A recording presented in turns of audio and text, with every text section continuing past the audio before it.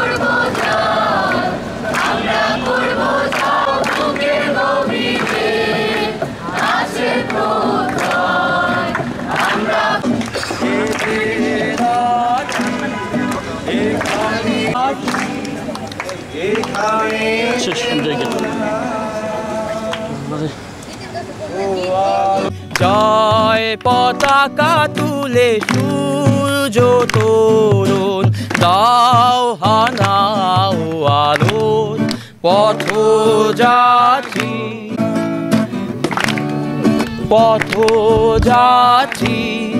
এ যে রাত্রি।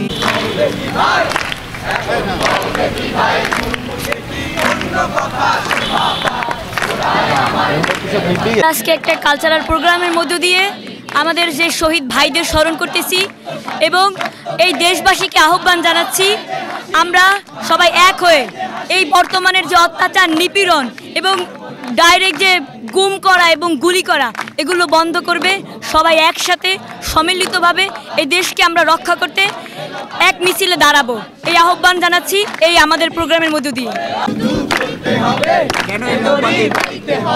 এটা হচ্ছে আমাদের শহীদদের স্মরণে আমরা এই মোমবাতি প্রজ্বলন অনুষ্ঠান করতেছি। আমরা হচ্ছে তাদের প্রতি শোক প্রকাশ করতেছি এই মোমবাতি প্রজ্বলনের মাধ্যমে এবং হচ্ছে কিছু সাংস্কৃতিক অনুষ্ঠান আমরা আমাদের বিদ্রোহ এবং শোক প্রকাশ করতেছি এই গান এবং স্লোগানের মাধ্যমে। জি ভাইয়া,